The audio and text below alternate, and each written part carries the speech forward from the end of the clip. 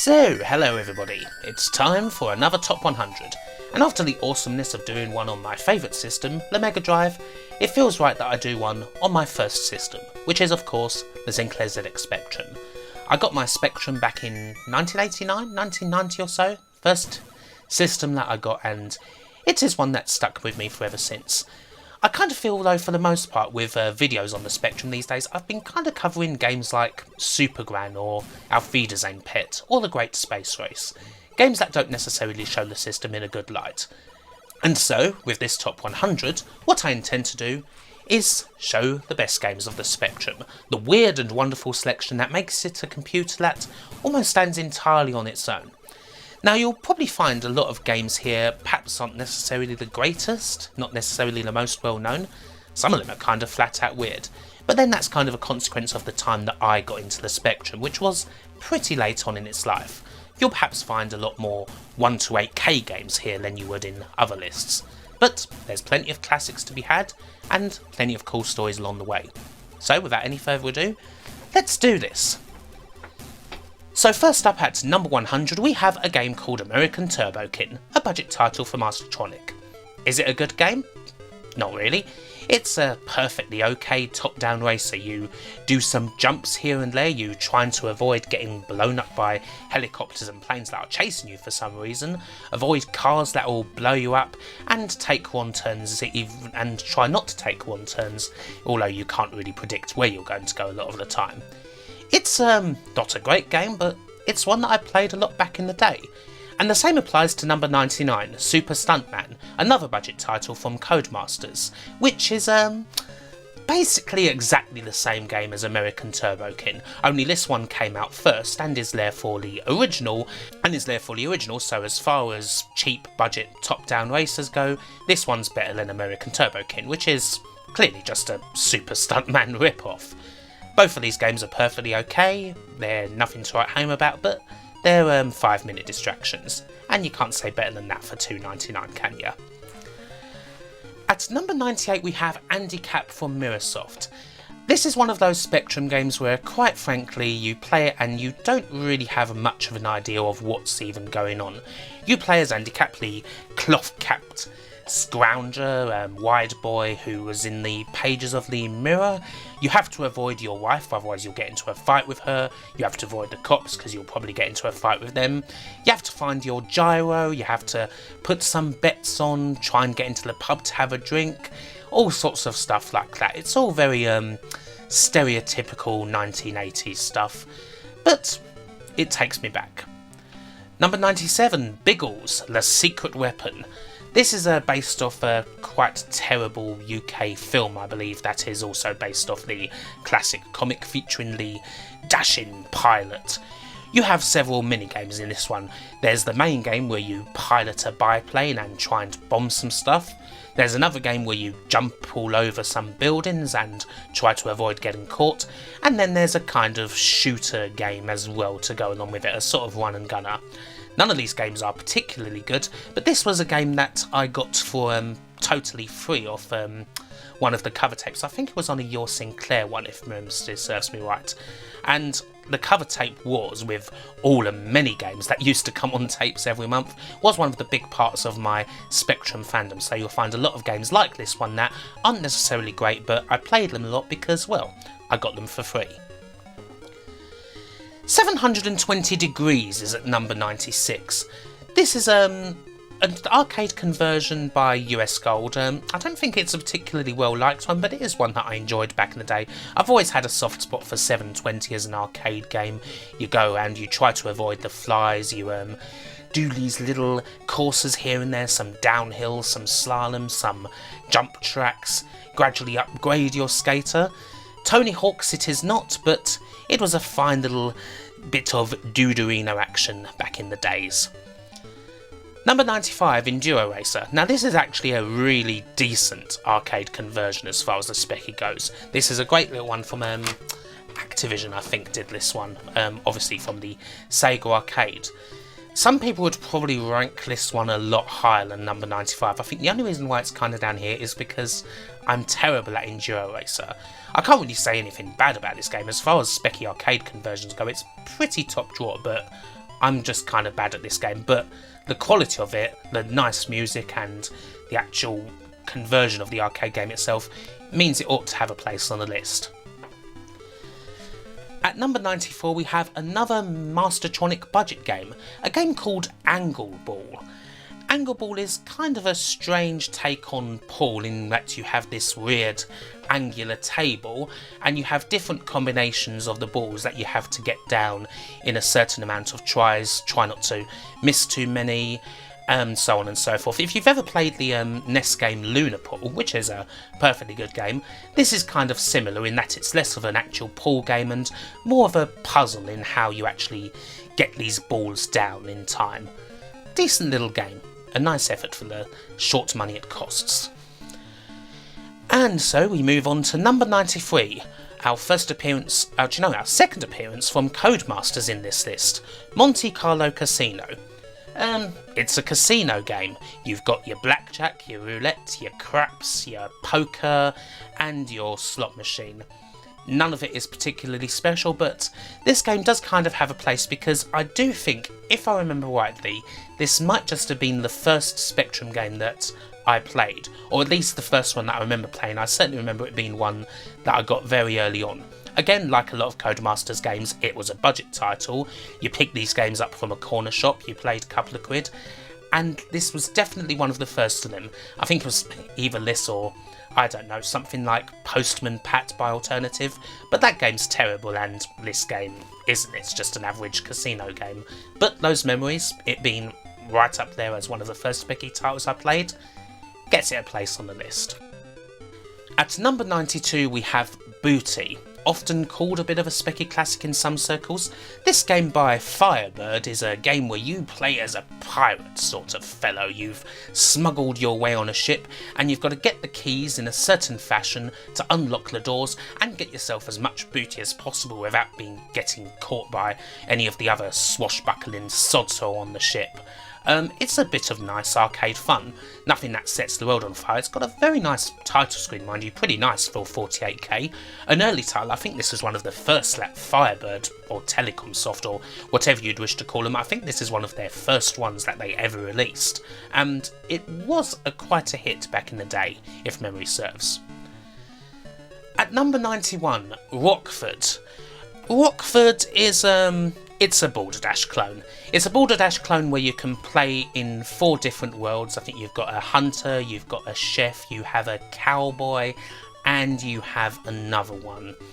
It is a Balderdash clone, but it's the main Balderdash game that I used to play on the Spectrum. There were a couple of others as well, I suppose. There was Lost Caves, which I think was by Players, but that was more of a Repton clone than a Balderdash clone. There was a lot of Repton clones on the Specky. But this is more in the classic Balderdash fashion, and I remember this one because it was one that we used to play a lot as a family. My mum and dad used to enjoy the kind of Balderdash style of play as well. We had Balderdash itself, but we tended to play this a lot more than any official first star version of Balderdash that there was on the Spectrum, so it has a place. At number 90 we have our first appearance of Dizzy on the list, and it comes with Quick Snacks.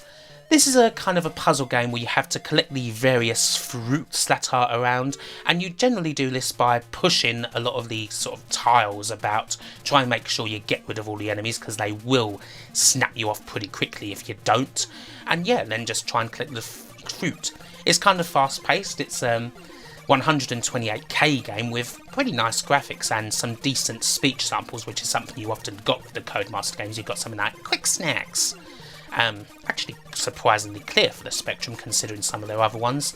And yeah, it's a fun little add-on to the Dizzy series. It's the first time we've seen him on this list, and it will certainly not be the last. At number 89 we have the Curse of Sherwood. Curse of Sherwood is a pretty good one. It is one of those kind of games that you don't really get on many other places aside from the Spectrum. You could call it an arcade adventure. In practice, these games are often top-down affairs, and they're often games where you run about and have kind of simple puzzles to solve, and you kind of have to get your bearings. Like, for a lot of the time, you don't really know what you're doing until you kind of grasp, like, how to get around the sort of maze that this game gives you. Sabrewulf by Ultimate Play the Game, a game which we most certainly will be seeing later, is one of the main examples of this, as is Ultimate Static Attack as well. This is not as good as those games, but it's a perfectly good game of that sort. That's not by Ultimate. Perfectly fine. Number 88, another game I used to play a lot as a kid, another Mastertronic budget title, Bronx Street Cop. This is a game that you could play using either the light gun or the keyboard. Considering the quality of the specky light gun, it's probably better on the keyboard. There's not much else to say about it other than it being just a bit of a fun shooting gallery, but again, I've played this a lot. There were a lot of these budget games that pretty much no one probably knows anything about now that I used to play, and this is one of them, and so it has to be in the top 100. It's got training sections, it's got, you know, beating people in a robbery, you know, getting some hostages, trying to avoid shooting old ladies in the face. What more could you ask for from a rogues gallery? It's nice. Number 87, speaking of games where you don't necessarily know what you're doing, Design Design's Dark Star is one of the more unique games on the system. Kind of a precursor in many ways to, not necessarily games like Elite, but almost games like Captain Blood that are set in space but really weird. It's kind of free roaming with a shooter style, but there's also these squares that you kind of have to travel through, there's planets that you have to liberate, and there is that really weird laser sound you get, that kind of like I can't really describe it. It's one of the weirder, more definitive sounds that you can find on the ZX Spectrum. The main thing that probably anyone remembers. It moves really fast for a 3D sort of a game on the Spectrum as well. One of those things that the Spectrum actually did quite well when it came to like processing and whatnot. For some people this is a classic, and it's certainly in the top 100. Number 86, Harry Attack by Duel, I believe. Might just be one of the most basic shooters you can come across. You die in one hit, it's written entirely in basic. It's very, very simple in how it plays, in that you've only got a small gun and you've got enemies that kind of just follow you in a very direct fashion. But this was a game that was played by a lot of people when it was released in, 1983, 1984. It has a place in my heart. I mean, this is certainly a game that when I play today, I kind of think, well, it's not held up that well, but it is one that is definitely inspired a lot of others, same as games like Penetrator and that, I suppose, but this is the one that I used to play rather than Penetrator. At number 85, we have Shockwave Rider. This is a late period game, I believe, by FTL, Faster Than Light. It's an interesting game. It's another game that came for free off a cover tape. This is probably about 1991 we're talking about. This is a strange game. Basically, you go around these tracks and you kind of have to keep jumping from track to track, otherwise you will get killed. And you throw bricks at these... I mean, the game says they're alien characters, but to me they really just look like old ladies in motorbike helmets. But you throw a brick at their face and kill them before they do the same to you. Fun little arcade game, nice graphics for the system, quite cartoony in its own way. Yeah, I always find this a cool little game, and again, it's a game that almost nobody knows these days. 84, Hate. This is a game by Gremlin, and it's kind of a Zaxxon type of affair. You have that isometric 3D type of view.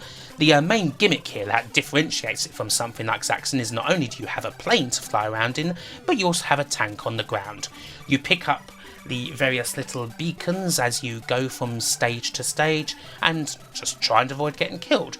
Simple arcade fun, something that the Spectrum, in the right hands, did really well. Next up, we have a couple of takes on the Pac-Man formula. 83 Oh Mummy is often regarded as a classic of these sort of early Spectrum days.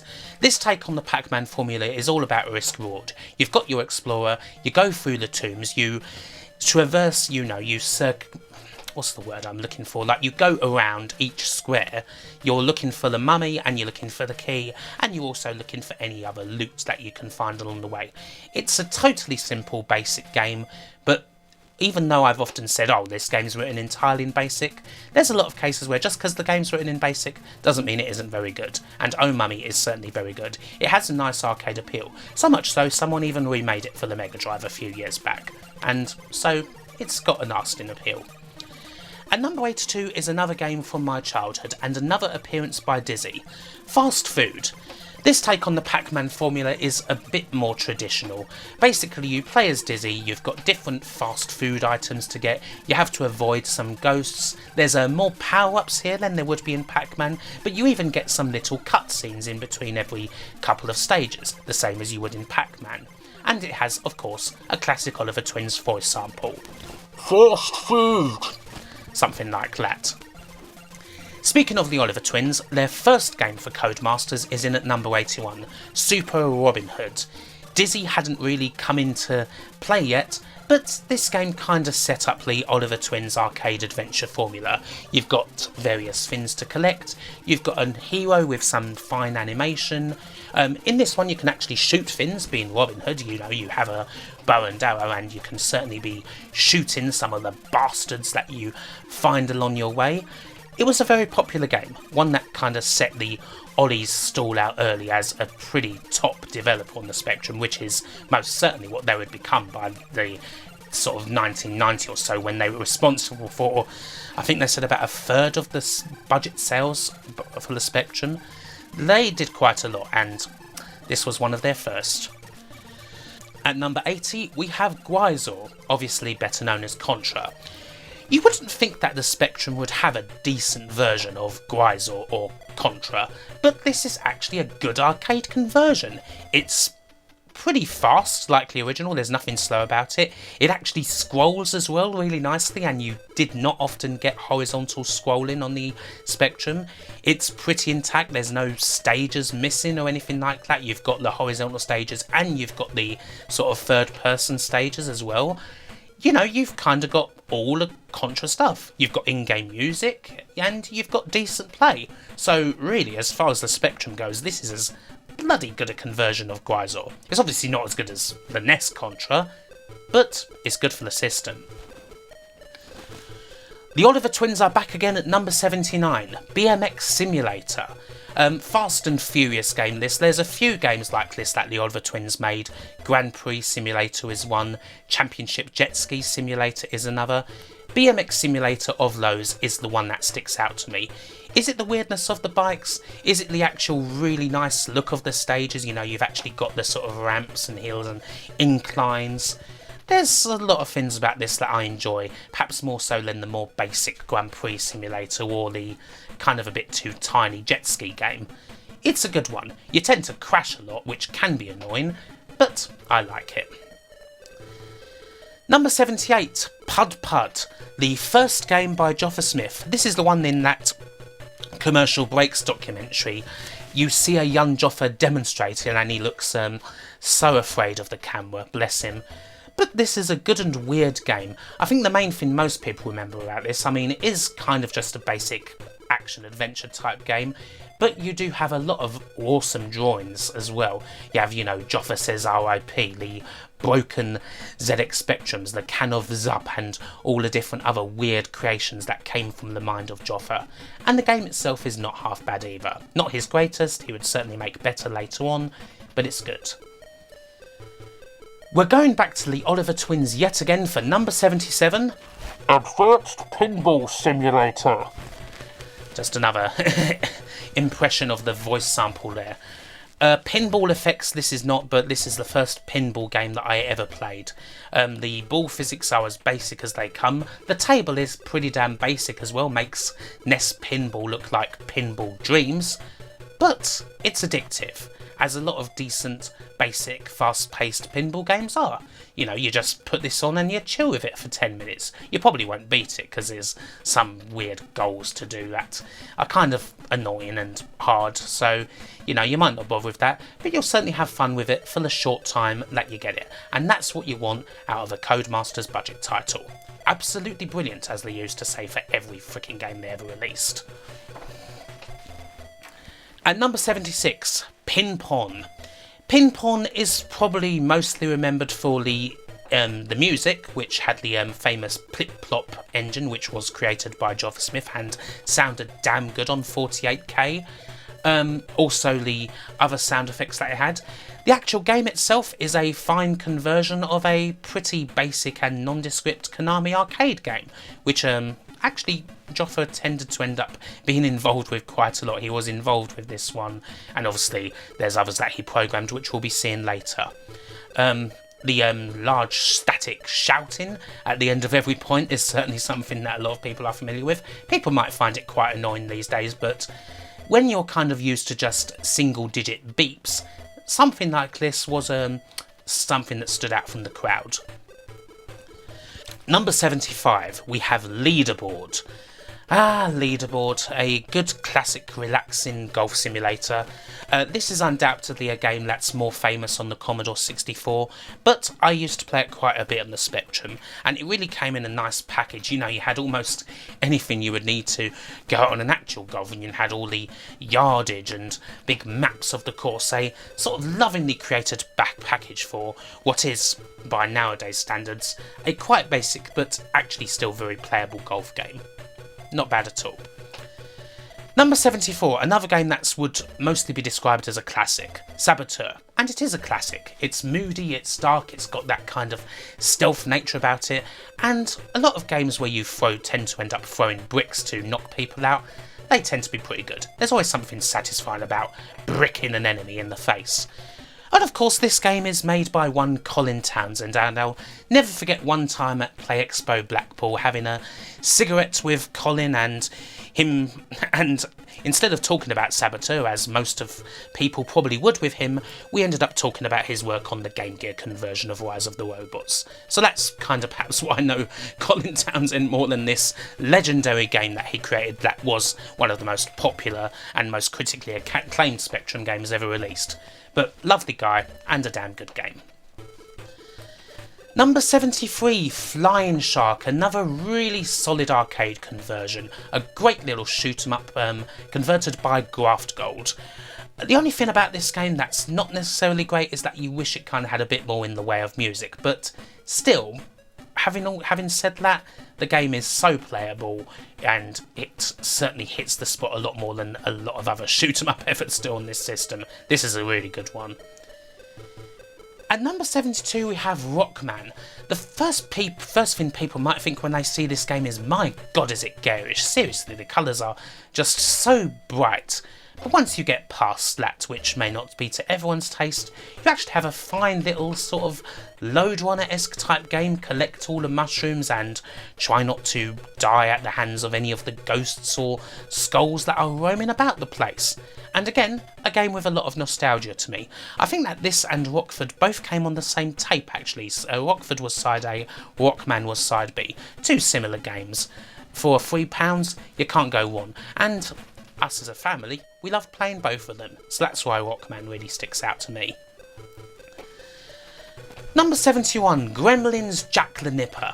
Jack the Nipper has such a cool concept, you know. It's one of those concepts you only really get on the ZX Spectrum. You play as a little baby, and you have the chance to just be a total arsehole. That's the whole point of the game. You need to go around, bother people, break stuff, leave your home, cause all sorts of terror out on the road. You're a little bastard and it's fun. That's the whole point. I'm sure if it's not necessarily a game that people would be wringing their hands over back in the day, I'm surprised they didn't. They're thinking, oh, this is teaching kids to behave terribly, but hey ho, no one really raised a stink back then. Maybe they would have now. Number 70, QuasiTron.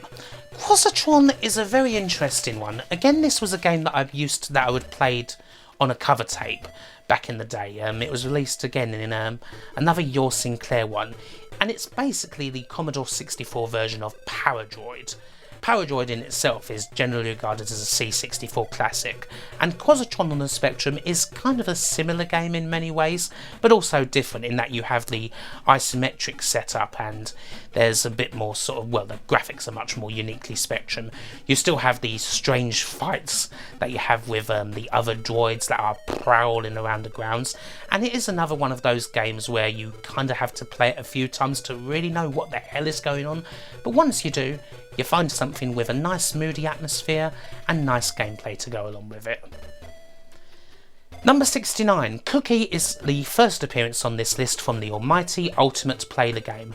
This is not one of their best known titles, it's one of their earlier ones, but it's a game that really shows off their arcade sensibilities. Like, Ultimate came from an arcade background even before they started doing ZX Spectrum stuff, and the gameplay in this is super simple. You've got these bits of food flying around and you've got to shoot them into the bowl without getting all the other crap in there, and it's really very playable. Like, anyone can grasp that as a concept, anyone can have fun with it. It's bloody hard, but it is one that you kind of possibly keep coming back to quite a lot. Number 68, we have the first proper Dizzy title, Prince of the Oakfolk. This one is an interesting one because generally you'd think Prince of the Oakfolk would be quite obscure. It was a game that at first was only released on something called the Dizzy Collection, which was a collection of all the other Dizzy titles, and then Prince of the Oakfolk came as an extra. And yet, surprisingly, for it being something like that, you'd think maybe it'd be like a bunch of scraps from other Dizzy games. It's actually a bloody really good Dizzy game, one of the better designed ones, and one of the ones that's really kind of stuck out in people's minds over the years. It did also get a port onto the NES. It has had other ports over the years, thanks to the Oliver twins. It's surprising that, you know, it wasn't released as a title in its own right, at least not at first, because it is one of the better Dizzy games. Certainly better than Crystal Kingdom Dizzy, which was the game that came out after it. Definitely one of the ones to check out in the series. Number 67, we go back to Shooterland for Saint Dragon, which is one of the few of the, I suppose I could call them, I don't know, Dragon 'em up. You have these kind of dragon shooter games where you play as a dragon, and kind of one of the main differences is that you have a tail that you can also control with your character, and you can use that to block shots, and you kind of have to do it a lot of the time. This is a conversion by Sales Curve, I believe it is, of an arcade game that is pretty damn obscure. It was not one you'd see back then, and it's certainly not one you'd see now.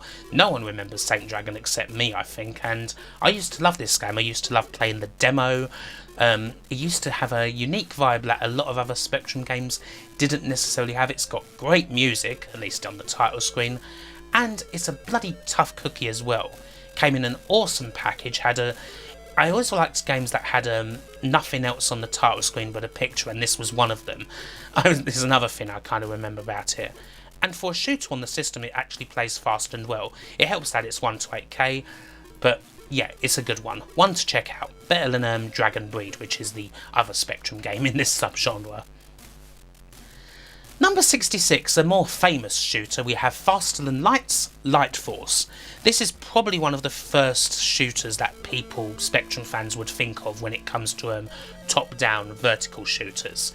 Mainly in this game you destroy a whole lot of asteroids, you've got ships that come at you in some really nasty patterns, you have bases that you need to destroy, and generally your ship is incredibly underpowered and the game's hard as bollocks, but it's one of those games that I can't not mention. It is a highly regarded classic of the Spectrum shoot 'em up genre. Some people who've played other shoot 'em ups that aren't on the Spectrum might look at this and think, it doesn't look all that hot, mate, but honestly, this was a good one back in the day. Number 65, we go back to the archives of Joffa Smith for Hyperactive. This is one of his more obscure games. Basically, this was a throwaway that appeared on a Crash cover tape, I believe it was. Something that advertised the other games that Special Effects were doing, and the actual game itself that comes with it is this, it's a nice little Defender clone. Joffa really liked to explore the Defender formula.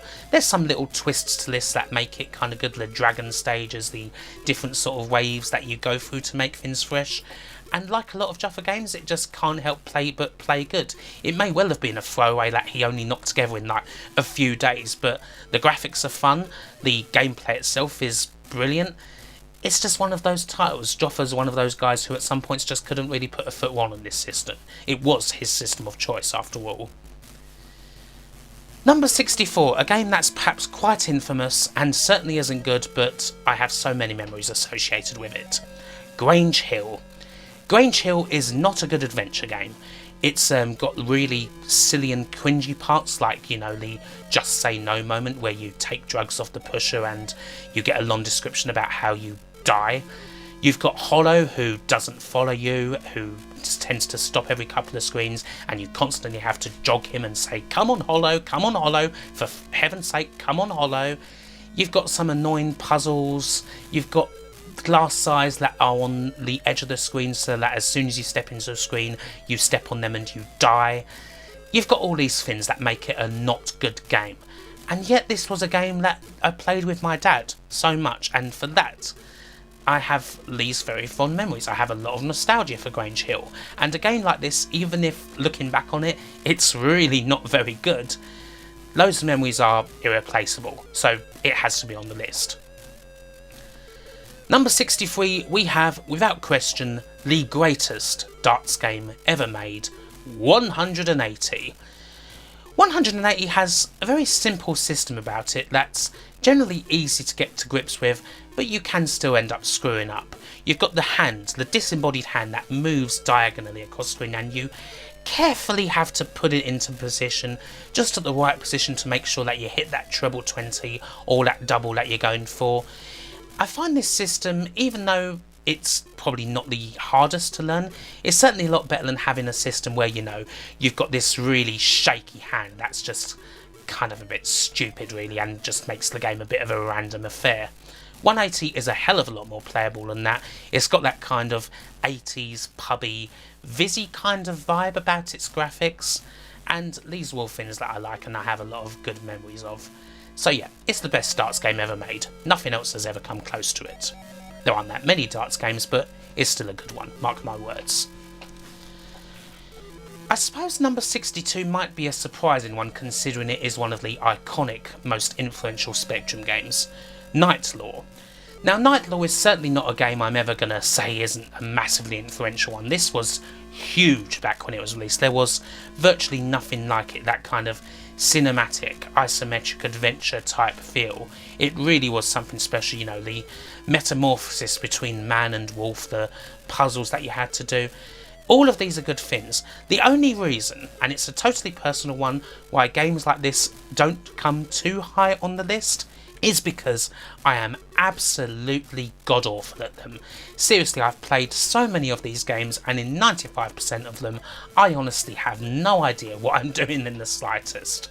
So, yeah, it's a great game. It clearly is a brilliant game. But a lot of these games, whether it be Nightlaw or The Great Escape or Alienate, I just have no clue what I'm doing at all. I just don't have the brain for them. I get lost in them so easily. So there you go. That's the only reason why this game probably doesn't get the ranking that it would deserve in most people's eyes, and it's entirely my shortcomings as a games player. Sorry.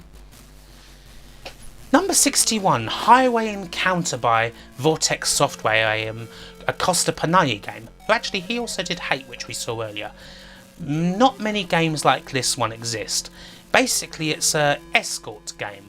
You play as one of these beacons. I forget the actual name of them. They have some sort of weird name. And you have to escort the other beacons along to the end of the course. You do this by going in front, shooting up any of the enemies that you see that might destroy the convoy, and sorting out any other little puzzles along the way. And as your guys die, the convoy gets ever shorter as another one comes off the line to try and get the convoy to the end for whatever it ends up being worth. Again, there's really not many games like this one. This is one of those totally ZX Spectrum type games that you don't get anywhere else, and for that, and for the fact that despite the totally unique premise, it also plays very well, this is definitely getting a place on my team. At number 60 we have Firefly. Now Firefly was Joffa Smith's personal favourite of all the games that he made for the Spectrum, and he made a lot of good games. As you can tell perhaps by the ranking, it's not my favourite of his games, but it is a very creative one. It's the main game I think he was so happy with, because this was a game that he released when he was in special effects, and this was kind of Joffa really making something original as opposed to making great conversions of games by Konami and Capcom and what have you. So obviously I think that's why it had a big spot for him. It's a great little top-down game, very intense action-wise, you know, a lot of arcade appeal. You've got these bases that you kind of have to go in and destroy, and you have kind of weird sort of mechanics that base that you've got huge explosions as well when you die. This is definitely Joffa flexing his muscles and saying, you know, I can produce really good original games too. It's not all great arcade conversions. So, top marks. Professional Ski Simulator is at number 59. We're back with those Oliver twins again. The main thing I like about Professional Ski Simulator, it's kind of an irritating game to play in that it's one of those where you have to hammer the button in order to get the skier moving. But it's got such a nice look about it. The look of it, even though it has such a simple colour palette, is just so wonderfully wintry. There's this sort of, you know, this hand-drawn, or kind of crudely hand-drawn, graph paper drawn, I suppose would be more accurate, look of this game. That's, again, something that you get on the Spectrum. You don't necessarily get it on other systems. Like, all the sort of microcomputers have their house style. Like, there's a definitive Spectrum look, there's a definitive Amstrad look, there's a definitive C64 look.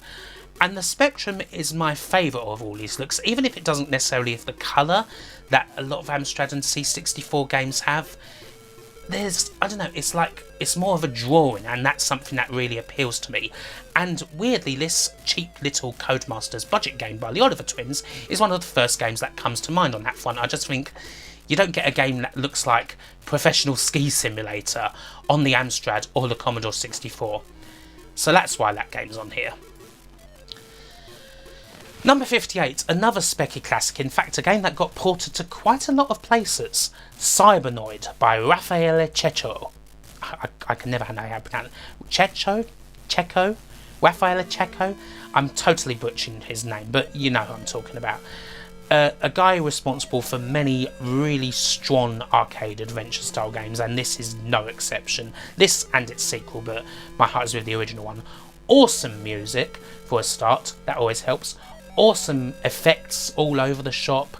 Gameplay is really strong. This is a fast moving game. This is not like kind of your average Spectrum action title. This is really smooth. And yeah, this was a game that got ported to I think most every other computer format.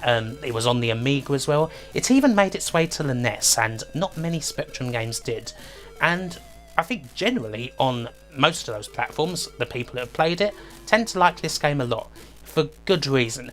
It's not my favourite of his games on the Spectrum though. That one's going to be coming later. I wonder if you can guess what it is. At number 57, Roberto. This is another one of those games that I don't think I ever hear anyone talking about, and yet it's another game that I used to enjoy back in the day. I think it was a budget title. I forgot to have a look at who actually did Roberto. I can't remember.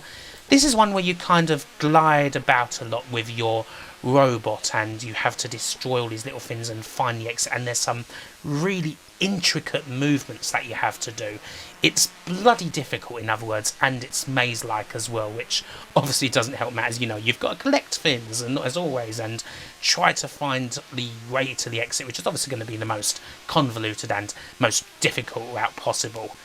It's bloody hard, but again, I played this game a lot, and anything that I used to play when I was a kid is going to get points. Is it the best game of this type? Well, no. I mean, compare this to something like Cybernoid. But I suppose the difference is I played this one more back in the day. Cybernoid is something I played a bit more later on. So it just nicks it. Number 56, we go to more shooting action with Chronos, a tapestry of time. This is probably, even though there are certainly shooters that are high on this list, this is the one that, back when I was a kid, I think I played the most. Again, it was another budget title. Again, I think it's another Mastertronic one. I seem to buy a lot of those games. There always seem to be a lot of the Mastertronic games in like the corner shops and what have you. You had like the Mastertronic ones, you had the Codemasters ones, you had Alternative, and probably the best ones, you had like the budget releases from Hit Squad or Kicks, Ocean and US Gold's labels, and all the other stuff like that. Mastertronic ones often used to have quite cool covers, so they would often be the ones that got picked up. Chronos is probably mostly remembered these days because it is a pretty basic shooter in kind of the averagey kind of R-type-ish form. It's not brilliant. The main thing that people remember this game for is Tim Follin did the music for it. Tim Follin did this amazing theme for the game on the Spectrum 48K. It sounds otherworldly, out of this world, like some awesome progressive rock solo. It's just completely like, how on earth is this on a 48K game when, you know, most of these soundtracks are like beep boop beep boop beep boop boop boop or whatever. You know, how does this even exist? Who knows? Black magic. You kind of wish Tim Follin was actually around in the retro community these days, because maybe he could explain how he did some of the music that he did for the ZX Spectrum. And this isn't the last example of that, we'll see. Bloody great. The game itself, not as great as the music, but one that I played a lot. Daily Thompsons Decathlon, number 55. Certainly a game that is a highly regarded Spectrum classic. The only probably reason why it's down here is because there is another game that's very similar, that's also a lot better, and you can probably guess what that game is. But it wouldn't have existed without Daily Thompson's Decathlon. It's basically a conversion of track and field by Ocean. It has pretty much all the same events. You've got your 100 metres, you've got your 110 metre hurdles, long jump, javelin, you've got to get to 45 degrees, waggle your joystick, break your joystick, smash your keyboard up, all that sort of things just to get a better time than whoever it is you're playing against, or indeed the computer. Set those records. Everyone loved this game back in the day. It was massively popular.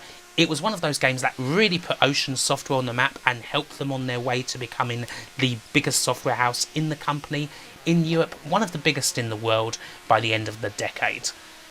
Good bloody game. We're sticking with Ocean for number 54, a much later conversion of theirs. We have Pan. Pan got a fantastic conversion on pretty much all the microcomputer formats. To be fair, it's not exactly it's a game that's not easy to screw up. I mean, you've got these balls that are bouncing around, and you just got to blast them to Kingdom Come. It's so simple, it's brilliant. You know, how can you really screw this up? And they certainly didn't screw this up on the Spectrum. It's one of the finer conversions of the game. Sure, again, the graphics aren't necessarily the same as other versions, but the gameplay, you cannot go wrong. There you go. Another conversion from the arcades, and perhaps not one that's quite as well remembered as Pan. Number 53, Bionic Commando, or as the title screen called it, Bionic Commandos. Now that might not seem like a good sign, but seeing as I get the title one on the frickin' title screen, but this is a fine conversion. It really shouldn't be, seeing as it's 1, by US Gold, and 2, it's by Tiertex. And also, a lot of people don't seem to really like the arcade Bionic Commando that much. The NES game has certainly eclipsed it in many people's minds.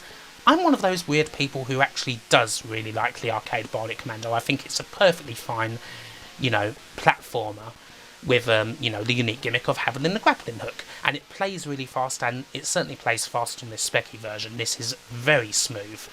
And another big plus point for this, Tim Follin does the soundtrack for this one too.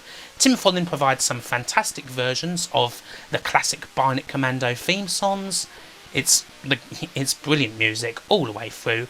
Just a shame that there's no version of Heatwave, because I'd have loved to hear that, but a lot of the classic music is here.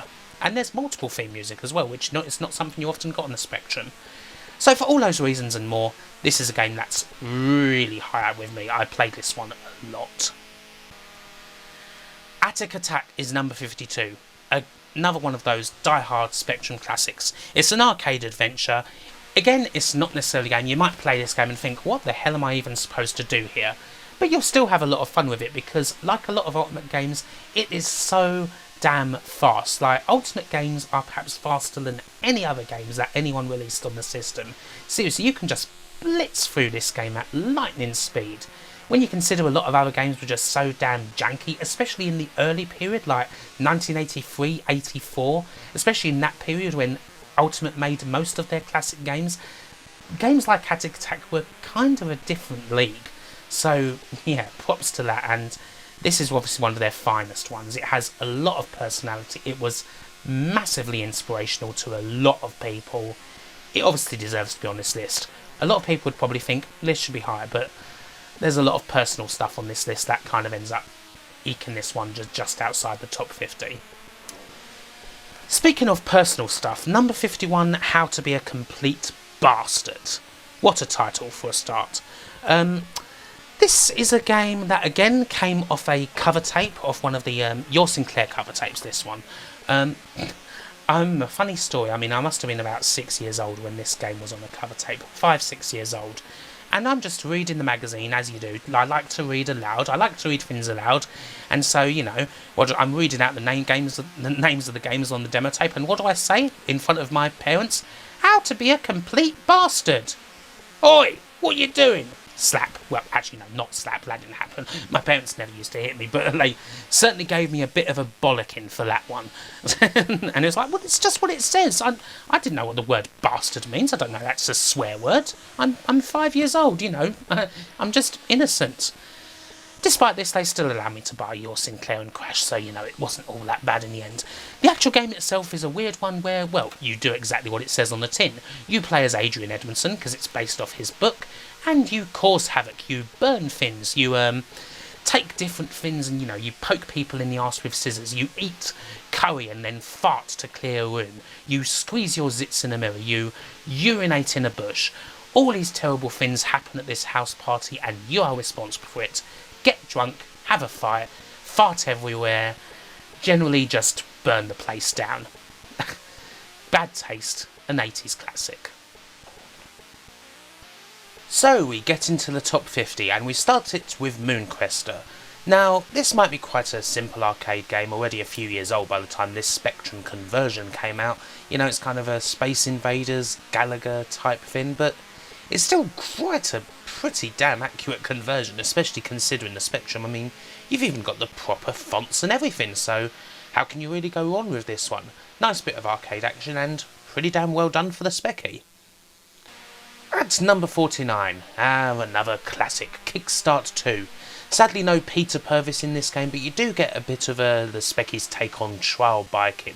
There's all these sort of oil drums, park benches, telephone boxes that have been broken by some yobs, all that sort of thing, even the odd bit of fire that could flame you. I don't think they had that in the TV show, but they certainly have that in the computer game. You can be set on fire. Anyway, you race your opponent to the end of a track. You can even create your own if you so desire. I had a lot of fun with this game. Just pick some random tracks and just try and beat the opponent to the finish line, which usually ended up being quite easy. The computer wasn't very good in this game, but still, great game. At number 48, Football Manager. I mean, Football Manager may be a game that's written entirely in BASIC, but, you know, that's not always a bad thing. This is a game that, well, what can you say? It inspired a whole subgenre. Like, a whole genre of football management games would not exist without this one. And you've even got, you know, great players of the day, the likes of Cyril Regis and Glenn Hodder, that you can put into your Southend United team. And, perhaps most memorably for everyone, you've got the highlights of matches as well. There was some nice presentation in this basic title. This was the first football management game ever, pretty much, so, yeah. I mean, it can't not be on the list. I love football management games, certainly of my era, and this was the game that inspired them. Number 47 is Commando. Now, Commando on the Spectrum does kind of lack the thing that kind of makes the C64 version more memorable. It doesn't have the Rob Hubbard soundtrack. What it does have over the C64 version is being a lot faster, and I like a Commando game that's really good and fast. This has always been an arcade game that I've enjoyed because it is one that you can quite just romp through, which you can't often do in top-down games like this. It's short, it's just an insane blast for the time that it's around, and this Spectrum version of Commando, to me, gets that a lot better than the C64 version does, even if it doesn't have the music. So, good stuff, Elite. Well done. Number 46, Horace Goes Skiing. Horace, one of the first real Spectrum mascots, this glorious blue blob of a thing.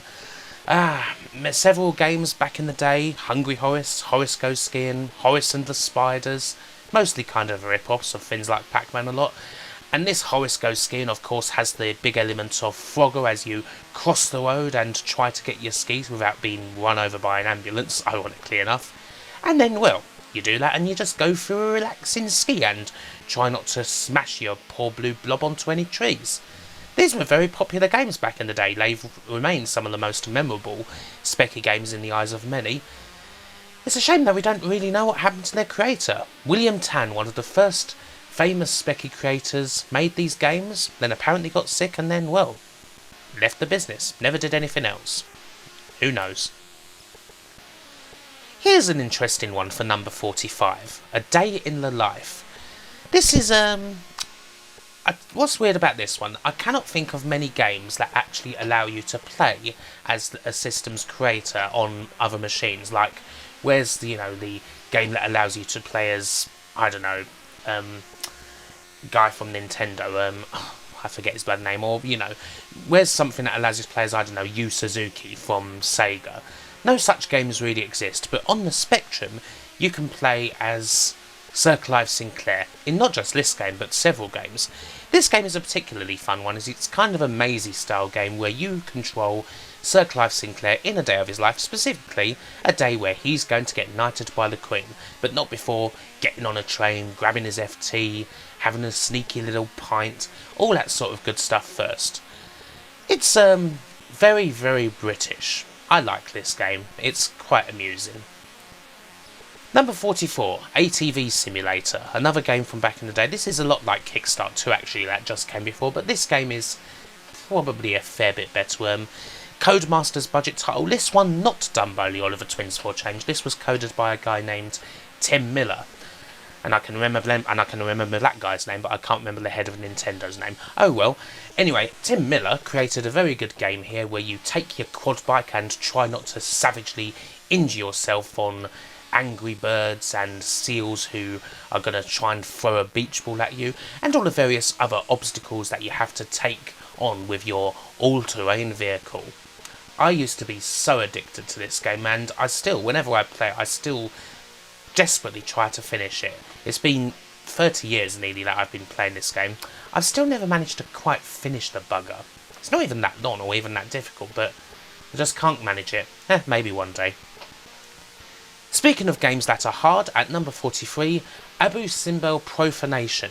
This is a Spanish title by Dynamic Software. I have to confess I'm not overly familiar with a lot of these Spanish Spectrum titles. They're kind of a blind spot for me, but I know that a lot of them are pretty damn good and well recognised as such. This is one of the best sort of platform games that you can find on the system, that classic microcomputer, specky style, very hard, very exact pinpoint jumps, no manoeuvrability in the air, that sort of thing.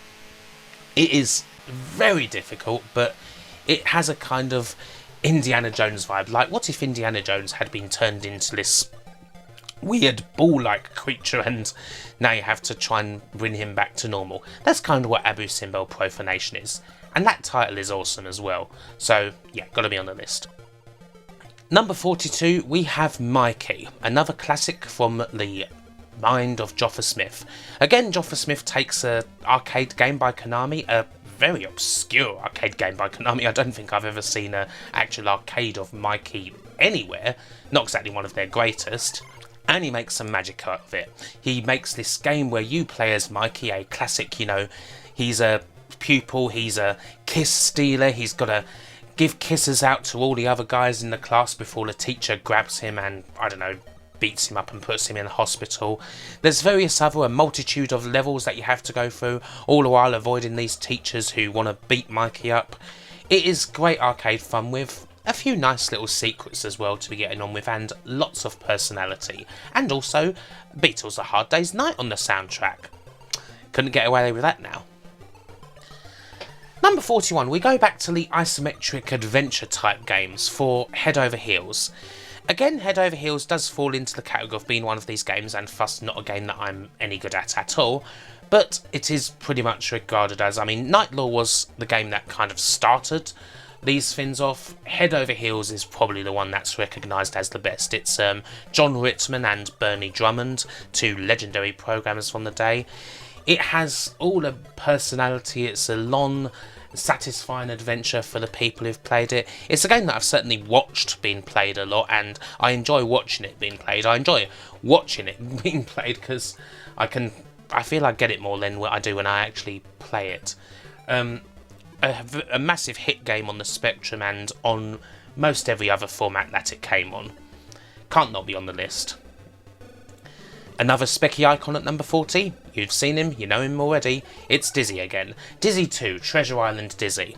The first Dizzy game was good, it was a pretty damn good game, it had a nice little premise, you had this egg rolling about and everything. Treasure Island Dizzy, though, was the game where the Oliver twins kind of proved, you know, that fun game wasn't a fluke. This is the game where you think, oh, actually, Dizzy's going to be a proper series and you can make a whole lot of games out of him. It's one of the tougher Dizzy games in that you only get one life and you kind of have to memorise, you know, where a lot of the instant death stuff is, or, you know, get used to the menu. Don't accidentally drop your snorkel when you're in the water, because otherwise, you know what's going to happen? You're going to drown. Poor old Dizzy's egg-like lungs will be filled up with water and he'll suffocate. Don't want that to happen. So, yeah, just make sure you get your bearings on that front, but what you have here is you've got a classic Dizzy adventure. It's the first real, I think, like the real classic one. There is another one still to come on this list, but Treasure Island Dizzy is definitely a favourite of mine. Number 39, Batty. Batty is amazing, let's face it. I mean, it's an Arkanoid, it's a breakout style game and very much an Arkanoid style game with a lot of the sort of similar power-ups that were in that game. That ends up being a lot better than any of the Arkanoids, actual official Arkanoid games that were on the ZX Spectrum, and the Arcade conversions were not bad on the Spectrum. But Batty, well, knock them into a cocked hat. You may as well just not bother playing those, because Batty's here. It's so fast, it's so involved and so fun to play that it's just like, this is the Spectrum's Arkanoid game. And the craziest thing about it is that this game was given away for free on a cover tape. This was on a cover tape. This was never actually, at least not at first, released in the shops, which, considering how good a game Batty is pretty mad, let's be honest. I mean, that's a missed opportunity, I suppose, but there you go. Batty. I mean, I think most would agree this is probably the best of all the cover tape games. I'm certainly not going to argue for anything else. At number 38, we're going back to John Rittman and Bernie Drummond, and indeed back to their isometric games for Batman. Now, I've said various times I'm not that good at these games. This is the exception, I suppose. This is the one that I have played far more than any other. It's one of the few, in fact, perhaps the only Batman game that's actually based off the 60s TV Batman, with that sort of theme music and all that, and that sort of feel about it. It's one of the harder isometric platformer games even, which makes me wonder why I don't devote my time a bit more to some of the other ones that are on this list. But yeah, I always loved this game. I've played this game quite a lot. I've never actually completed it because, as I said, it is quite difficult, but I've certainly got further in this one than I have in Nightlaw, which definitely counts for something, and why it is my favourite of these isometric games, just beaten out head over heels. 37, we're first game in a double bill of Colin Jones games for Codemasters, late period stuff. Slightly Magic. Slightly Magic is kind of in a similar form to a lot of Codemasters games that are around these days. You know, after Dizzy was such a success, obviously you're going to be doing more platform adventure type games. Our hero in Slightly Magic, I forget his name sadly, but he may not roll around like the egg, but he can cast some magic. He's got various puzzles to solve with various items that are around the place. He'll die if he touches some water, you know, in classic European platformer fashion. Really cool theme music. I think this might have been a David Whittaker job. I'm not sure about that one. It's possible that it was him behind it. Very good composer.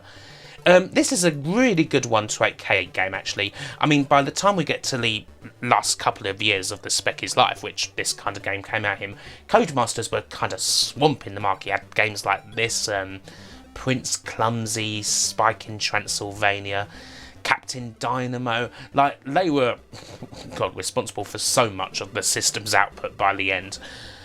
This is one of the better ones of that later period. Definitely a good one. And we're sticking with the same guy, Colin Jones, for Rockstar Ate My Hamster at number 36. A game that, got played so much. Rockstar Ate My Hamster is a classic parody of a whole lot of things. Parody of 80s music stars, parody of kind of Only Fools and Horses type wheeler dealers, parody of chasing publicity and big tabloid newspapers with breasts on the front of them. all that sort of thing, you know. You get your band of rock stars, you make up some incredibly rude titles for their songs, and you try to get them into the charts. You do publicity stunts that will probably end with your guy dying in an orgy, and it's really funny in a kind of viz 80s, you know, alternative comedy, very immature kind of way. And yet it's not the best music simulator on the system. That's coming in a bit, but this was the one I played more when I was a child, so definitely in the list. Number 35, Match Day 2, a game that actually proves that you can get a damn decent football game on the system. Like, still, this is still a really fun game to play. Again, John Rittman was the guy behind this. He seems to be appearing quite a bit, probably because he's a very good programmer. You have classic footy action. You've got a power bar that instead of like one that you control yourself, you kind of have to make sure you release it at the right time. You can even score headed goals if you want in this game, which is almost unheard of in any other specky football game. Certainly a hell of a lot better than World Cup Carnival is, that's for sure. That just missed out on the top 100. This is fun football action. Still holds up pretty well today. It's not the fastest football game, but the gameplay is still there. Number 34, Lords of Midnight. If I didn't have this game on the list, people would go apeshit, let's be honest. Mike Singleton's masterpiece. I mean, obviously when I reviewed Great Space Race not long ago, that game was trying to say, we can create a cinematic experience on the Spectrum. You know, we can do this, and then it ends up being a load of shitty drawings and portraits. Lords of Midnight was the game that actually did it. It had this glorious landscape. It had kind of real-time elements, very strategic, these beautifully written descriptions of the characters who are just, you know, immediately familiar. Even if you've not even played the game that much, you remember names like Luxor the Moon Prince and Corlef the Fae. You remember that they're on this journey to defeat the evil Doomdark. Obviously it's very fantasy, very Tolkien, beautifully done game. It's one of the best Spectrum games ever made. Even if this game isn't your thing, it's one of the best Spectrum games ever made. Very few games on the system were quite as ambitious as Lords of Midnight was, and it was a brilliant start to Mike Singleton's career as one of the top games designers out there. I'm sure we'll have a video on him coming soon. 33, Technician Ted. Technician Ted could just be seen as a rip-off of more successful games, I suppose. It certainly looks and plays a lot like Jet Set Willy, but it has its own take on things, as a lot of these games do. You play as a man in a chip factory, a technician, called Ted, shockingly enough, and you have to do these various tasks over the course of a working day, lest you get fired by your nasty-ass boss. It's even harder than Jet Set Willy is, which Jet Set Willy is a pretty tough game. This makes it look like Thomas the Tank Engine. The controls are excellent, they're so tight, and I mean, I love a lot of these games, these platform games. I've kind of picked the best ones for my list, and after Simbel Profanation, Technician Ted had to be there as well, before of course we eventually get to the two big ones. You probably know what those games are already. 32, Sabrewulf. We've had various games already like Sabrewulf. We've had the likes of Curse of Sherwood, stuff like that kind of takes place from that top-down perspective. There's a lot of action involved and all that sort of thing. Sabrewulf was kind of, well, it's an attic attack, both by Ultimate, really original. And the thing about this game is just how fast it is compared to a lot of the other games. You play as Sabreman, you have your sword which you kind of waggle at enemies and try desperately to kill them because they'll kill you in one hit. You have all these plants you can take that'll help you on the way. And of course you have a map that you need to collect so that you can find your way out of this jungle maze. It was a game that, I think, wasn't it the first game that Ultimate decided to sell at a tenner? And that was certainly a decision that paid off for them, because this game was a huge success. So big props to them on that one, and obviously a game that's still very remembered today. Wonderful. Paperboy in at number 31. Another great conversion by Elite. They didn't do too many, but some of the ones they did were really damn good. This is right up there. It's pretty much, I mean, this is what I kind of think of when I think of Paperboy. I don't really so much think of the arcade version, because this is the one that I played so much more.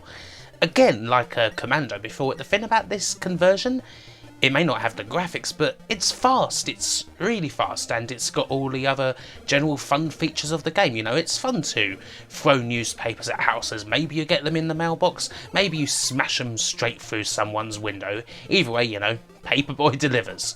Well, the house owner may not necessarily see it that way, but it's just such a fun game, and this conversion is top notch, so gotta be on here.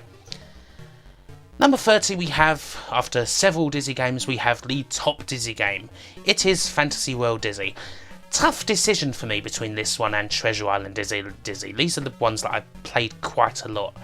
Dizzy 3, I think, was kind of the first that really cemented the Dizzy formula. You had the coins that you had to collect, you had the rest of the Oakfolk made an appearance in this one. You know, you had all of those, you know, little leggy stereotypes, you know, Denzel, Dozy, Dora, and of course Daisy.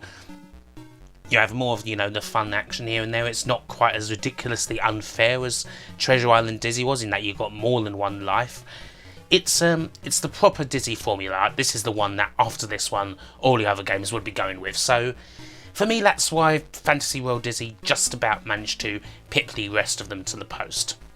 Great games. I love the whole series, but this is the top one for me. Number 29, Solomon's Key. Solomon's Key is a game, I mean, it's an arcade game originally, not necessarily the sort of thing that I would ever want to play in an arcade, but here on the Spectrum, well, this is a perfect platform for this mind-bending and really quite challenging puzzle game. You've got all sorts of timing that you have to get into. There's some really weird and hideous solutions to some of the rooms. It's a challenge, but it's a damn good game. This Spectrum is a really great format for this, perhaps more than any other format that this game came on. A bloody good game, generally regarded as a classic. Great here. Arcadia at number 28. I think it's safe to say this is by far the best game that the original Imagine produced. This was Dave Lawson's superb creation, right back in the days when there weren't all that many games available for your Specky. Here's this arcadey type game. It obviously has the kind of Gallagher style formula. The main thing here is that you can also take your ship up the screen, which is quite essential a lot of the times in, you know, trying to get through like the endurance of all these different enemies that you have to take on. It's fast, and it's really got a lot of fun for a game that was released in like 1982, like really early Spectrum game. A lot of the other games that the original Imagine released were not that great, but this one definitely was. So at least there was that. At least that justified all the racing team and super plush officers and fields of Porsches in their car park. Number 27, another Elite conversion, Bomb Jack. Bomb Jack is just a damn fun arcade game to begin with. I mean, it's an arcade game that I've always liked. It's a classic on there, and it's a classic on the Spectrum too. Again, simple formula. You've got Mr. Bomb Jack, he glides right up the screen, you try and defuse all the bombs, try and defuse them in some sort of order, avoid all the enemies. Simple stuff, so much fun. And again, it's one of those classic arcade conversions for the Specky where even if the graphics are most definitely not there, the feel is, and that's the important thing. That's what we'll find with a lot of these arcade conversions that are here at the top end of the list. The Spectrum could actually be, and some people might not necessarily think of it because of how weak the system could look compared to others, but you could get some damn good arcade games on here. This is the top one. As is number 26, Renegade. Renegade, in fact, is a game, it's another Ocean game all released under the second Imagine label when they got control of it. It's a game that, in the arcades, wasn't necessarily any good. It is kind of important as a release in that it set up a whole franchise in Japan anyway, the Kunio-kun franchise. Not necessarily that good on the arcades, better on home systems, brilliant on the Spectrum and other computers. Just fits so well on here. It's a simple enough beat 'em up, you've got a whole bunch of enemies to kill, followed by a boss. It's very satisfying to knock people off the edge of platforms, I find, in this game. The control scheme just tends to work a lot better here than it did in the arcade. There's just something about this conversion, very kind of punky in its own way, and it was a massive success, one of the most celebrated specky games of the time. 25, we go much later, Batman the Movie. Batman the Movie is Ocean when they really had their licensed tie-in game formula down. You get a game that's perhaps more ostensibly an action game more than any other, with side-scrolling levels and that. You have a few mini-games and a few different styles of play. You've got the driving sections here, for example, and that one little puzzle selection. And it's generally a really good package here. Multiple music, which is always good. You didn't even find that often in the Spectrum, not even in 1 to 8K games like this one. And this, for me, is the best conversion of this particular game, which was very popular back in the day, more popular on the Amiga than here. But on the Amiga, the driving sections, and especially the Batwing section, is, to me, virtually unplayable. Here, it's a lot easier. So I always go for the Spectrum version of this game over the Amiga one, even if the Amiga one was kind of with the Batman pack on the A500, more important to that computer than this was. But this was one of the first kind of big Spectrum games I remember getting, and I used to love Batman and had all like the Batman merchandise, Batman toys and all that, had the Batmobile like a lot of other people, so naturally I was always going to love this game. 24, Hypersports. We're back with Joffa. Joffa's conversion of Hypersports has it all, really. Everything that was in the arcade conversion. It's kind of like Daily Thompsons Decathlon that we had before, only the events are much more varied. You know, you've got things like the skeet shooting and the archery and the weightlifting and all these different styles of play. You've got a lot of personality as well, as a lot of Joffa conversions had. Perhaps, you know, they were damn good arcade conversions, but the personality and actual character was also there as well, as much as it could be on the Spectrum. It's not for nothing that this is often thought of as one of Joffa's best. We have a couple that have pipped it to the post here, and I think you probably know what those are already, but Hypersports, what a conversion. Undoubtedly in the top reachers. 23, Spy Hunter. A lot of people probably wouldn't say that this is a particularly good conversion of a game, but again, it's one that I used to play a lot as a kid. Its title screen for many is perhaps the most memorable part of this. Just something about that title screen, very, very 80s in its own way. The actual game itself, you've got your car, you run it down, no music, so you kind of have to hum the Peter Gunn theme in your head, but your car changes into a boat when you get on the water, you shoot things, smash bikers into oblivion even though they're not doing anything to you, try and avoid the cars with spikes on their wheels. It's a lot of fun, and of course you've got the chopper, you've got the oil slick, you've got all these different little things you can do. It's not exactly the best made of games, and it's a kind of more typical US Gold conversion, but it's fine as far as the arcade game goes, and nostalgia, I played this a lot. 22, Cobra. Back with Joffa again. Cobra is a weird one. It's a movie license tie-in, not an arcade game, for once from Joffa. He had the choice, do you want to do Cobra or do you want to do Top Gun? He didn't much like either film, but he thought, I'll do Cobra and then I'll make something weird out of it. He described it as kind of his effort to make a sort of Mario-style platformer on the Spectrum. And in doing it, he obviously had the incredible parallax scroll. Now, it's a great technical achievement, this game, because you rarely got horizontal scrolling this good on the ZX Spectrum. It's full of action. You've got all these different weapons that you need to pick up. You've got a damsel to save at the end of every level. It's hard as balls. I keep saying that a lot, but then Spectrum games are hard, generally. And it's just a lot of fun. It bears virtually no resemblance to the actual Cobra film. I mean, it's literally nothing like the film whatsoever, but then the film's a pretty average actioner, so that's not necessarily a bad thing. There's also some fun references to other slice-to-learn films. There's a lot of Rocky references in here, for example. Yeah, it's great. It's a brilliant game. Better than the film. Number 21. If you watch the Top 100 Mega Drive list, you know already that I really love Gauntlet.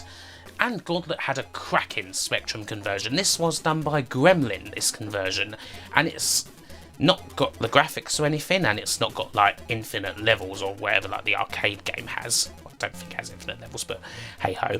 But again, it has what a lot of Spectrum conversions don't have in graphics, they make up for in speed. And then it's not like great. It's not like Gauntlet is a graphically intense game anyway, so it just works perfectly here.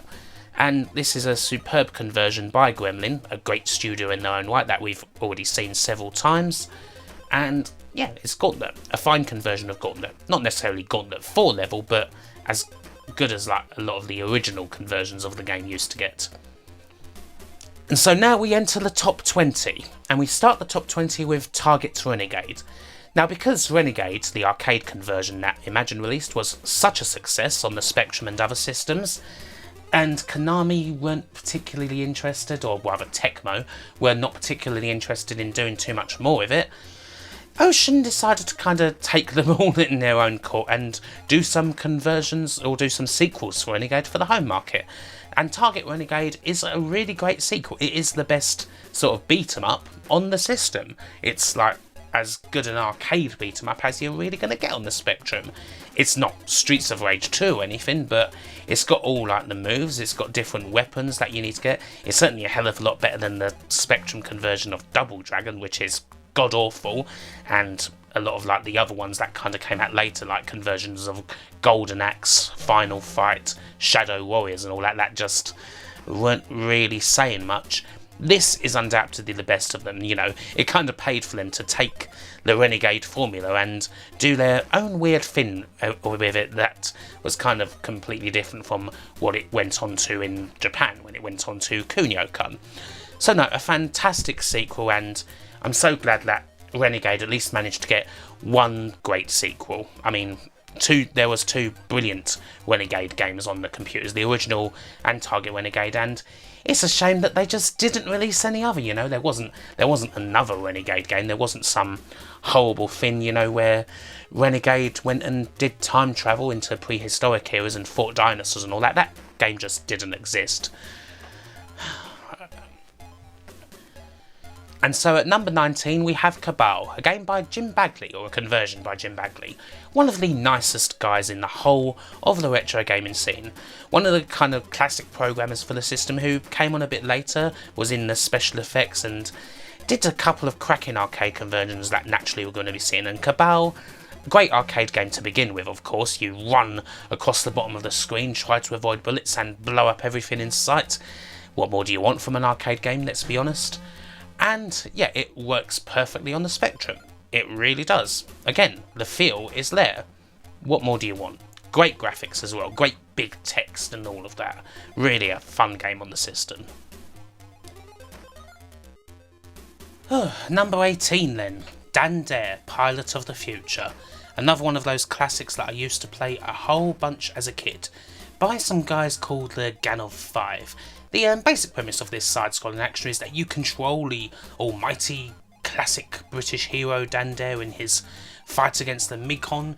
You go on his base, you have to defeat the mean Shreens, get all the different components to initiate a self-destruct sequence and then happily escape, and do all of this within 2 hours. It's quite tough, especially when you get to the later stages, when you get the Shreens that if they literally touch you, you get taken out.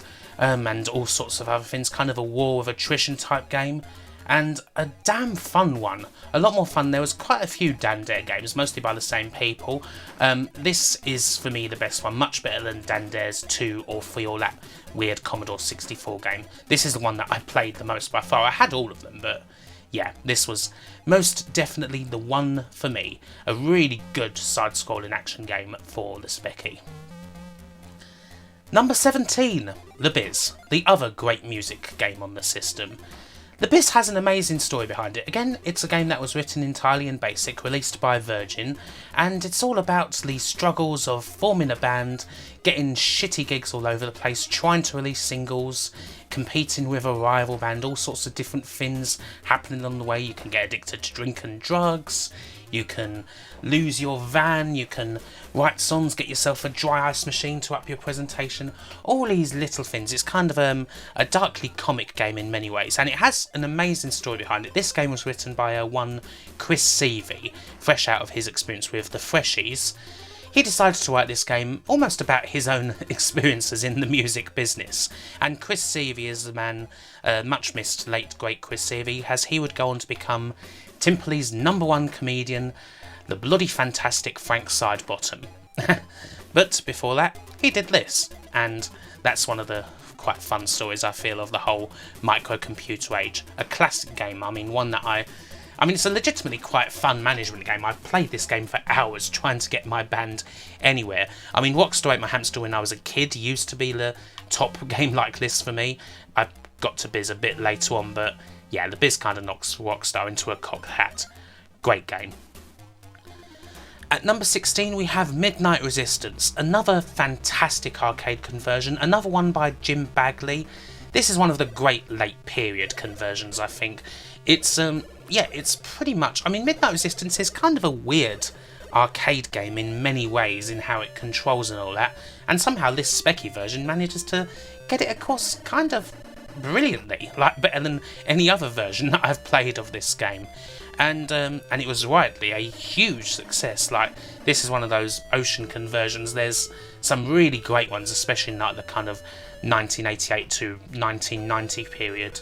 A lot of them are just top notch, and this is one of the best of them. Number 15 we have Back to School. It's weird that I have to talk about Back to School here before I talk about the original game that it was based on, which is a bit higher than this, but Back to School is of course the sequel to School Days, and essentially it's more of the same that was in School Days. It's a bigger school, 2 schools in fact, seeing as there's a boys' school and a girls' school. All your favourite characters are there. You control Eric, our hero. You've got to deal with Einstein, Mr. Wacker, Mr. Wivet and his untucked t-shirt because he's down with the kids. And there's a lot more variation in things you actually have to do in order to complete this game. It's a bit more involved as an adventure. School Days is the better game, and we'll be seeing that a bit later on, but Back to School is a bloody fantastic sequel. If you like the original one, which I can't wait to talk about, then you've got to play Back to School as well, to be honest. Number 14, Trash Man, a game that I covered quite recently. A sort of game that really you don't get anywhere else except the Spectrum. Done by Malcolm Evans, who was previously famous for 3D Monster Maze, which is a game that people often think might just be the first survival horror game ever created. This game is something more different. You play as a trash man. You collect bins, you put them in the trash compactor, you try and do that without getting run over and killed. You occasionally go into people's houses and you get some nice little comic interlude where you might play a bit of ZX Spectrum or get drunk in a pub, all sorts of stuff like that. It has a very, very nice graphics style. I mean, Malcolm Evans, a lot of his games were quite 3D based, kind of trying to do that sort of thing on the Spectrum when not many people were. And there's a little bit of that here in the way that the streets of Bath actually feel quite alive and pretty well done. It's not just a load of flat surroundings. It's a really brilliant game, and the premise, I mean, what other game allows you to play as a trash man? And not only allows you to play as a trash man, but instead of it just being some weird novelty, it's actually a very damn fun game. It's bloody brilliant, in other words. Go play it. Number 13, another brilliant arcade conversion. So many of them on this list. R-Type. R-Type is a game that, when it came out for the Spectrum, kind of begged belief. I mean, this was a pretty fancy damn shooter by the standards of the time that it came out. And here on the Spectrum, this conversion has a hell of a lot of stuff. All like the big monsters are in play, all the great surroundings, and the gameplay is pretty much all there. Like, this was a superb conversion. You did get quite a few really good conversions of R-Type, but for the platform that it's on, this specky version really kind of stands out in how complete it is. I mean, compare it to something like, I don't know, Nemesis is an example of a similar shooter that had got a really bad conversion. That's just like, why on earth would you play this? R-Type, though, is a game that actually is really worth the while, and it is many people's favourite shoot 'em up on the system as a result of that. But not mine. Just pipping it to number 12, Silkworm. Anyone who knows me knows that I love Silkworm. It's not necessarily as flashy a game as R-Type is, certainly not on the Spectrum, but it's got that just sort of right level. It's a simple enough side-scrolling shooter, not the hardest game in the world or anything, but so action-packed for the time that it played it. And again, it's kind of a similar story on a lot of other microcomputers. You can play a great version of this on the Amiga or the Amstrad or pretty much anything really. This game just seemed to jive so well with the micros, and especially this Spectrum version. This was always my favourite shoot 'em up, and it was hard to kind of choose between this and R-Type as the best one, like my favourite for me on the system, which is why they're so close together. R-Type for many would be the best, but my heart just belongs with Silkworm. so there you go. Number 11, just outside the All Classics top 10, Chase HQ. Probably one of the first names people would think of when it comes to great arcade conversions on the system.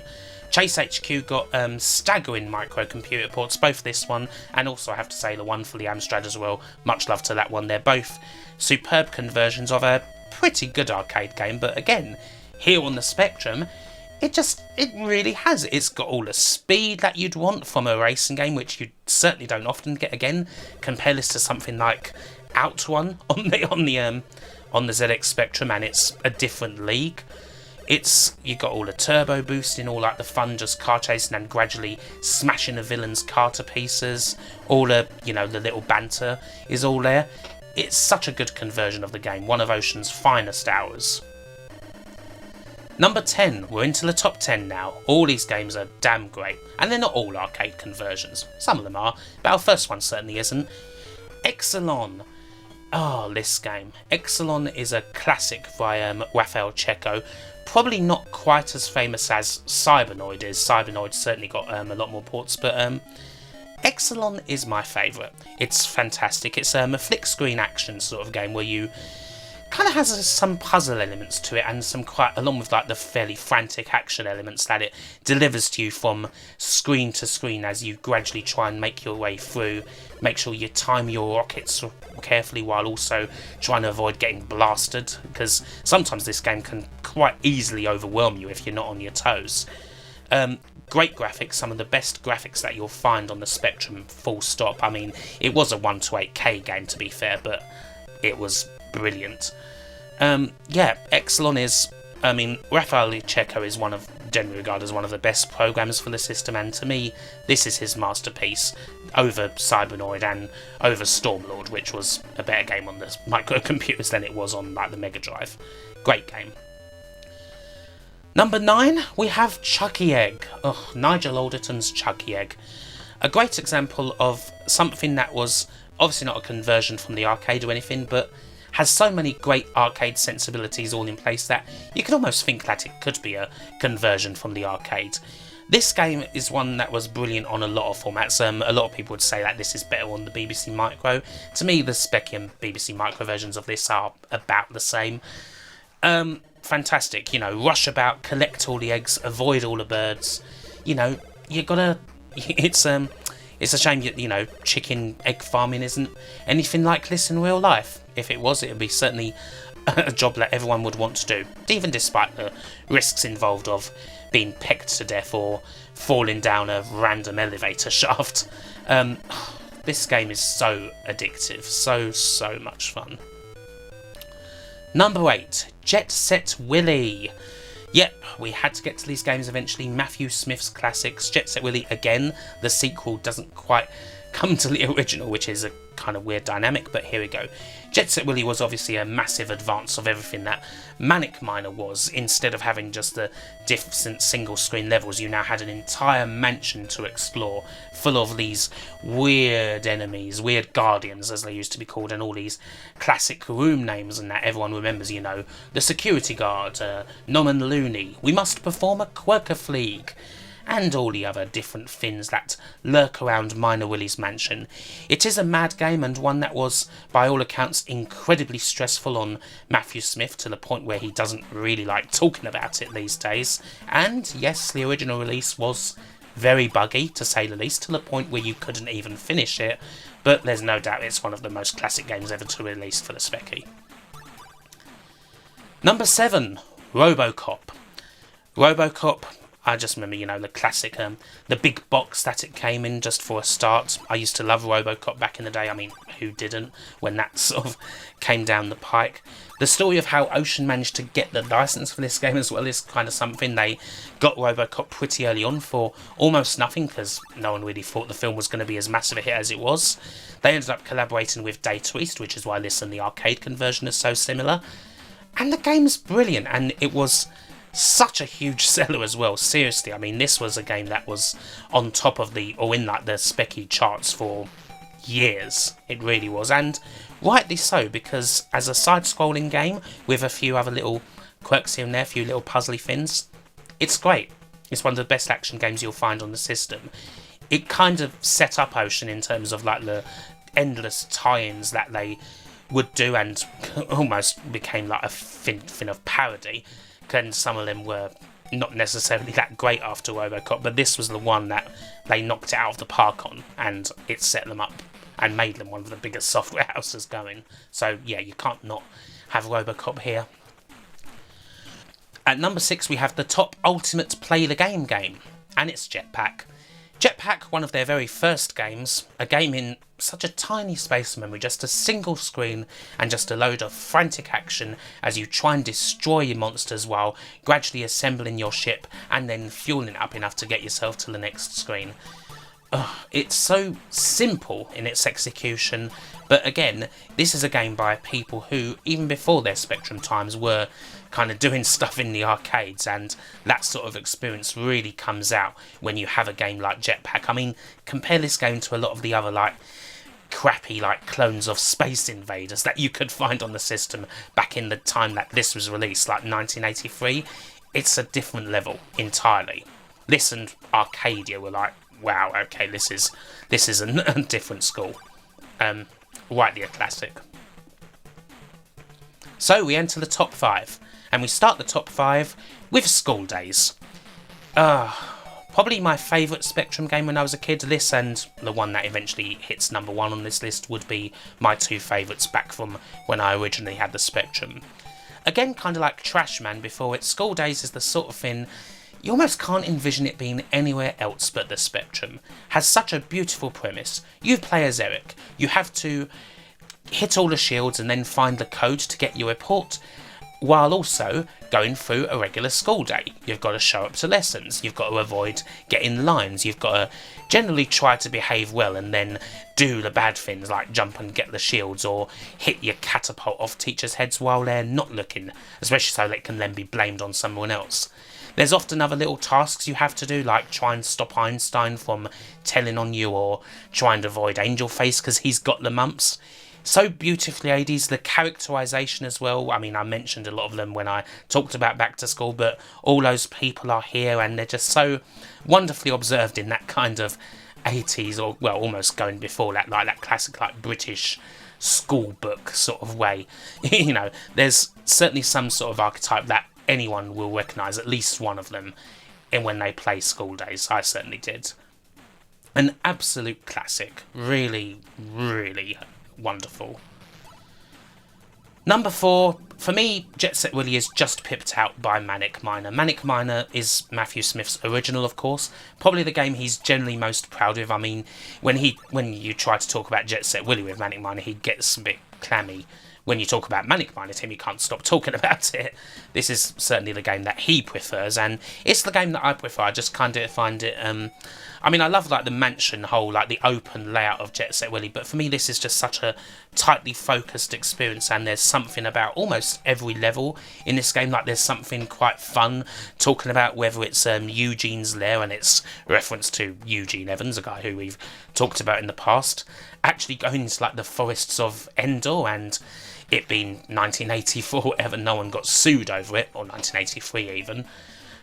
Doing all these different weird things, all, you know, it's a tough game, and it's kind of really tough to get to the end, especially once you get to like the last levels, like the solar power generator and all that. It's a really hard game, but it was a game that inspired so many. I mean, obviously Matthew Smith himself was inspired by Miner 2049 on his beloved TOS-80, but this game, you know, if it wasn't for this game, there'd be so many specky games that wouldn't exist, so Manic Miner is rightly a classic.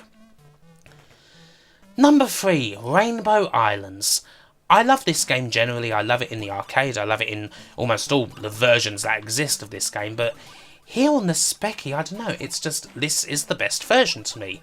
It may not have the graphics or anything like that, but gameplay-wise, like having the soundtrack as well, sure there's some slowdown, because this is really pushing the Specky to its limits, this game. But it's got all like the colourful surroundings, even if it doesn't necessarily have them in great fidelity, and it's such a fun game to like just go up, you know, each level and smash everything with those glorious rainbows, collect all like the gems and fruits that you can. It's great arcade fun. I mean, I love Bubble Bobble enough. I mean, Bubble Bobble hasn't made it onto the Spectrum list because there's other platforms I want to showcase that one on that I prefer to this one, but Rainbow Islands on the Spectrum is just somehow a match made in heaven. That's why it's number 3. Number 2, and this was a really, really close one between 2 games as to who was actually going to get the top spot, as it often is with these top 100s. Number 2 ended up being Green Beret. For me, the best game that Joffa Smith was ever involved with. Not sure whether he would have necessarily agreed with that one. He always thought that there could have been other things that he could have done with it, but there just wasn't enough time. But again, it's another game by Konami, as a lot of his conversions ended up being games from Konami, that just seems to work so well on the Spectrum. Even if it doesn't necessarily have like the smooth scrolling as like the C64 does. This is just a manic action game. There's enemies coming at you just from absolutely everywhere, and almost any time like you have one of the jumping enemies coming on screen, you think, oh god, how it's one of those games where you just constantly have to think like, how am I going to deal with what's coming to me next, and it always keeps you on your toes. There's never any single moment of respite, and that was kind of the thing that Joffa really loved to create in video games.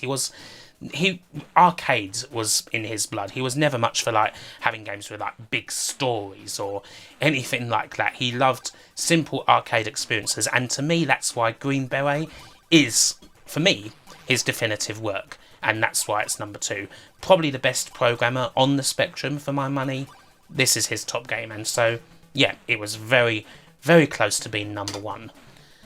But as I perhaps expected would eventually be the number 1, ultimately, it's the game that has been my favourite for the system since, well, pretty much almost since I got it. Death Chase. Death Chase is a simple game in many ways. It's a 16k game, like not even a 48k game. This is a 16k game from 1983 by a man named Mervyn Escort, who released a few games for the system and then kind of again just disappeared. He's not a person who's around today, at least not in the retro scene. Who even knows what he's doing? But he made Death Chase. Death Chase is a 3D game, ostensibly, kind of a little bit ripped off from Return of the Jedi, in that it's basically the bike chase through the forests of Endor, only you take the perspective of the guy who's got to shoot the other bikers down. You shoot them with an infinite supply of missiles, and all the while you're dodging your way through these trees. It starts off pretty bare, but then once you get through the sectors, oh boy, this becomes as intense and as simple and as perfect a game as you will ever find. It's just, there's just something so high adrenaline about rushing through all the trees, trying to get a shot off on these bikers, and then once you actually get one, especially once when it's taken a while to actually get that shot, it is so satisfying, perhaps more satisfying than any other Spectrum game, and ultimately it's that satisfaction that has always made Death Chase my favourite Specker game. It's not a controversial choice by any means. This was number 1 back when Your Sinclair did their all-time top 100 of Specker games. This was the number 1 then. It has always been regarded as one of the Specky's greatest games, and it is my favourite. There's just nothing else on the system that's like 3D Death Chase. As perfect an arcade game as you're going to find in all of 16 kilobytes. And so, it's the number 1. Whew. And that about does it for this top 100. I'm glad that you were able to join me on this journey through my first computer, my first system, the system that, well, if it wasn't for the ZX Spectrum, I probably wouldn't be here on YouTube, you know, gabbing about video games. So, you know, props to the ZX Spectrum for that. Little did my parents know what they'd done. They probably thought they were, like many parents thought, that they were getting the ZX Spectrum so I'd be able to learn stuff on it. And then I discovered games and that didn't happen. Same old story. So, thank you for enjoying this top 100. Please do like it if you did like it. Please do shout at me in the comments if I missed your favourite game out or gave your favourite game too low of a ranking or something like that. Anyway, perhaps I shall see you again for another one of these videos, because I really like making these and I like that people generally enjoy them, even though I don't script them and kind of ramble on and on forever as I'm doing now. So with that, I think I should just put it to a cease and say bye for now. Bye for now. Thank you so much for watching this video. If you liked it, then hey, why don't you like it and subscribe and have a look at my social media. Follow me on Twitter or Facebook or wherever the social media things I have on there are. Or, if you really want to get where the action is, you could get to my Patreon and join this list of awesome people here. Alexa Jones-Gonzalez, Andrew Dalton, Andy Capp, Asobi Kwan DX, Brian Hennigar, Chris Pode, Cody Spooner, Conrad Pritchard, D. Zalior Rimwan Sutter, Daniel Briggs, Dave Cork, David Rose, Dinty76538, Dustin Cooper, Gary Samaden, Geordie Alex, Ian Roberts, James Brown, Jason Stevens, Jace Alexander, Jeff Ladd, Lee Norris, Lukas Kuligovsky, Mateus Gramzov, Martin Pataki, Potter Margel, Renbimon, Rusty Kelly, Samir Alamar, Seth Robinson, Simon Gulliver, Tim Wald, Wilbo, Yerka Operator, and Zach Roach, and all the rest of the community. Thank you, and goodbye.